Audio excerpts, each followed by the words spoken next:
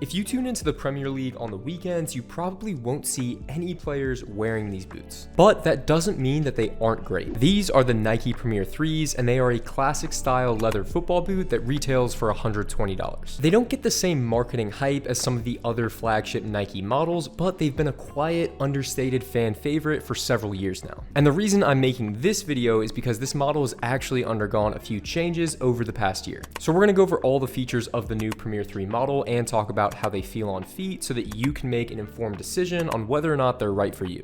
And if you want to check out these boots or any of the other football boots we discuss in this video, you can find links to them on sale with discount codes in the description below. So let's start things off by going over the design. So aesthetically, the current Premier 3s that I'm holding in my hands right now actually look pretty much identical to the Nike Premier 3s that were released several years ago. So you may be wondering what actually changed with this version, and you actually have to dig into Nike's website to find the details because they never really made a big deal about this. But the main thing that has changed is that these are now made with a calfskin leather as opposed to kangaroo leather that was used on the previous version. And the main reason that Nike probably did that is because they were trying to get away from kangaroo leather, because I don't believe that they can sell K-leather boots in California, which is a major market for the company. And as things stand, the Premier 3 is going to be the only genuine leather football boot that you can buy from Nike. And that's because, as many of you already know, the Tiempo series transitioned to a full synthetic upon the release of the Legend 10 a few years ago. So it seems like for the foreseeable future, kangaroo leather football boots are going to be a thing of the past for Nike, and if you want a leather football boot at all from the brand, the Premier 3 is pretty much your only option. Now, this new calfskin upper does feel very thin to the touch, but I have to admit, it feels a little bit less soft and a little bit less plush compared to the kangaroo leather version that was released around 2.5 to 3 years ago. But I should note that the leather upper generally does get softer over time. I definitely noticed that when I got my kangaroo leather Premier 3s about 3 or so years ago, they were a little bit more rigid when I got them out of the box, but after playing in them for 3 months or so, they definitely got a little bit softer to the touch, and I imagine the same thing would happen with the calfskin version that I have here. And overall, the aesthetic of the boots is going to be very minimal with not too much stitching throughout the sides of the upper, and you're just gonna have that iconic Nike swoosh pattern on both sides. You also do get these little micro dot textures in the sides of the toe box here, just to give you a little bit more softness and a little bit more cushioning on your touch. And then of course, maybe the most eye-catching feature of the design is going to be the inclusion of this retro fold-over tongue, which we have seen obviously in the Premier series for a while now. Now, some people like the retro tongue a lot, others aren't going to be huge fans of it, but it's important to note that Nike does give you the option to remove it if you're so inclined. You see that little scissors icon right there. They even give you a little dotted line. But the only thing is, once you remove it, there's no going back. You're not going to be able to reattach it. If you want to see what the boots look without the tongue, this is pretty much it. I just folded it in on itself. I think overall, without the tongue, it just gives them a slightly more modern feel. And then with the tongue, they look a little bit more retro, more like a pair of boots that you would see from the early 2000s. I honestly think it looks good either way. With my last pair of Premiers, I had the fold over tongue on for the first 2 to 3 months or so. And then eventually I got kind of tired of it and I cut it off and gave them a slightly more modern look. And overall, I do think the design aesthetic is one of the best things this pair of boots has going for it. It might just be because I'm a little bit more old school in terms of my preferences, but I just think the lines on these boots are so clean, it's so simple, it really puts the leather on the forefront of the display, and I also like these cool embellishments they have. You may find it hard to see because this is white on white here, but that little Nike symbol you get in the heel, and then also if you turn to the base of the sole plate, you get that same really nice design. They are going to come in at a weight of around 280 grams, making them about 80 grams or so heavier than the lightest boot you can get from Nike, and it is going to be probably the heaviest model that they have in their top end series. But despite that 280 gram weight, nothing about these boots feel bulky. On the inside of the boots, you're going to have this pretty nice feeling microfiber heel liner with a moderate amount of cushioning, and then of course a removable insole. Turning to the underside of the boots, the sole plate is going to have I'd say a medium flex to it. It's definitely going to be a little bit more flexible than the sole plates you find on the Phantom GX2 and the Vapor 16. As far as the stud configuration, you're going to have a total of 13 conical studs across the heel and the forefoot.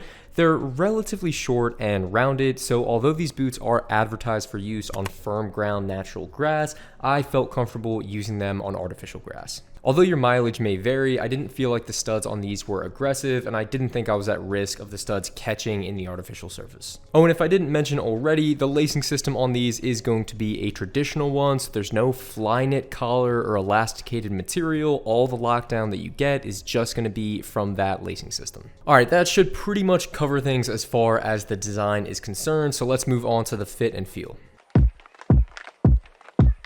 So I wasn't surprised when I got these on feet for the first time. These boots are extremely comfortable. And the reason I wasn't surprised is because I owned the Premier 3s and I wore them for the best part of around 1.5 years. And not only that, but a couple years before that, I wore the Premier 2s, and those were also one of my favorite boots. In my personal opinion, the Premier 3 is the most comfortable football boot that Nike makes, right up there, probably in front of the Tiempo Legend 10. And not only is the Premier 3 extremely comfortable, but it is also the widest boot that Nike has in its lineup. And now overall, Nike is not a brand that is known for having wide-fitting football boots. I mean, they're certainly not as wide as something that you would get from New Balance. But that being said, compared to other flagship models they have, like the Phantom, the Vapors, or even the Tiempo, you're definitely going to get more room throughout the toe box and even through the midfoot with the Premiers compared to those models. And not only that, but since the Premier 3 is made of that calfskin material, it's going to stretch over time as you wear them.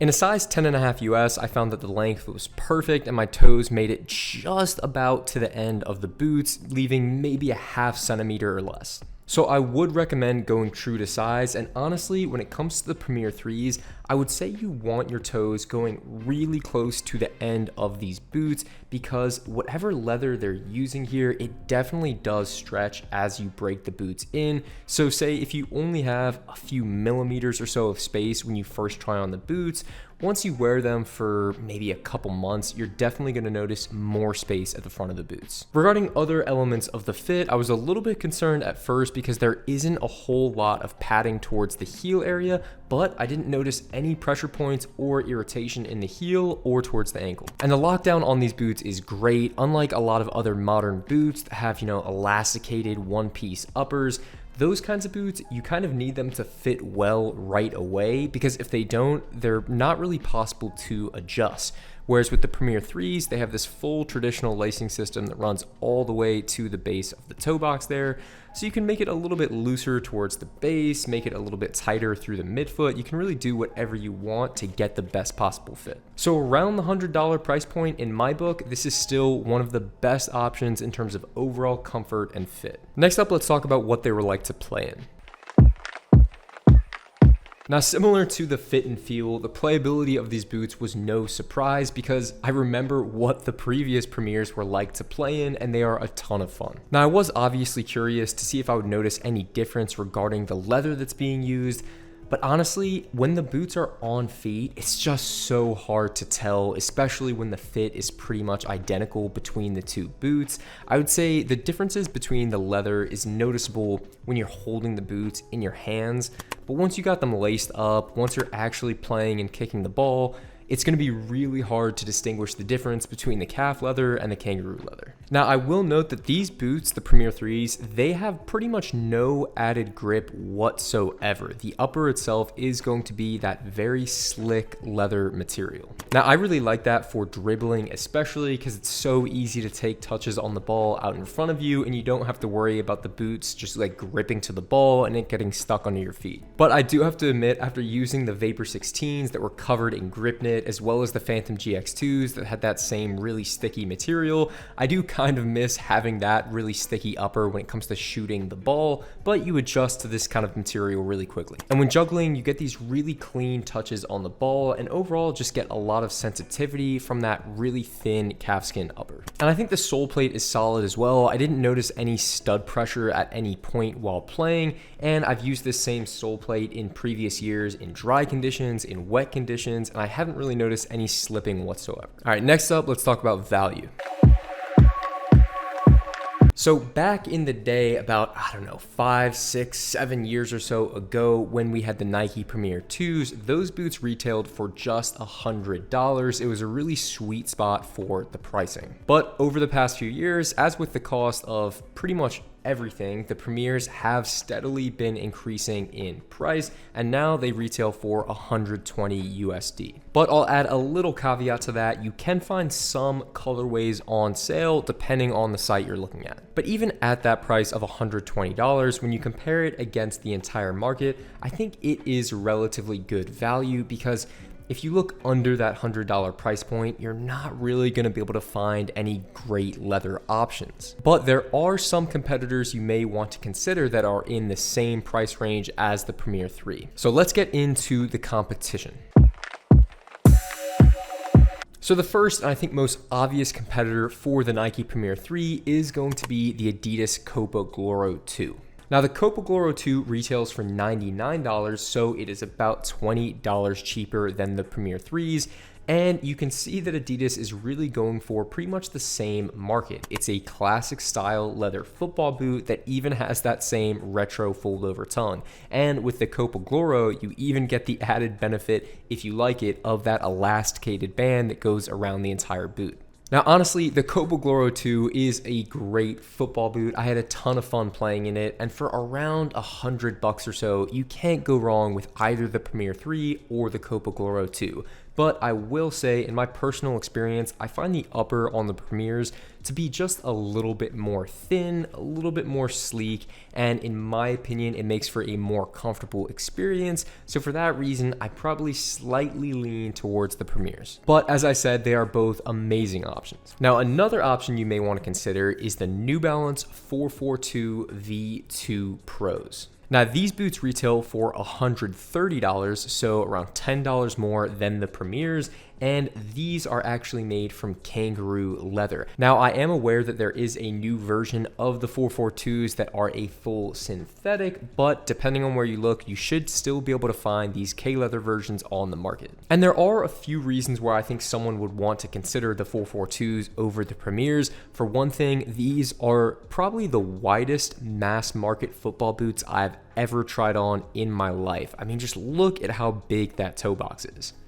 Granted, these are in the wide version, but even the standard version of the 442s is going to be wider than the Premiers. And they're also much lighter. I think these in a size 10.5 US came just around 200 grams, so they're almost as light as a speed boot like the F50 or the Vapor 16. So if you know for a fact that you prefer wider fitting leather football boots, then the 442 is probably going to be a better option for you compared to the Premiers. And then finally, the last competitor I want to bring up is the Mizuno Morelia 2 Elite. Now, the Mizuno Morelia 2 Elites do retail for around $150 to $160 depending on where you find them, so we are starting to get into slightly higher end territory as far as price is concerned, but I think these boots are worth it. While both the Mizunos and the Premiers are great, I think the Morelia 2s are just a slightly higher quality football boot in almost every aspect. The leather is going to be softer, especially in the toe box. I think the build quality is going to be better, and the fit is just going to be a slight cut above. So if you do really like that more retro design aesthetic of the Premier 3s, but you're looking for something maybe just a little bit more premium, a little bit higher quality, and you got some more money to spend, I would definitely check out the Mizuno Morelia 2 Elites. You can also get the made in Japan version of these if you're so inclined, but those are going to set you back closer to $250. All right, we've gone through the competition, but what are my final thoughts on the Nike Premier 3s?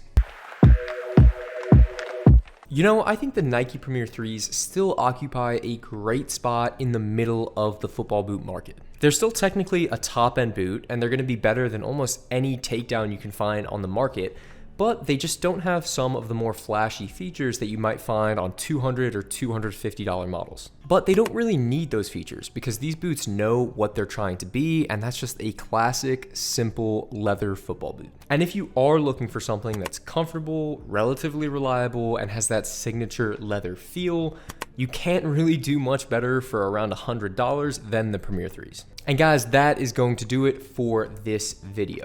Please leave a like if you haven't already. It helps out the channel so much. And also, if you haven't subscribed, feel free to subscribe. Also, once you subscribe, you can enter our 20,000 subscriber giveaway. We're gonna give away a brand new pair of football boots when we hit that 20,000 sub mark. And you can find all the information about that in the description below. Thank you guys so much for watching, and I will see you in the next video.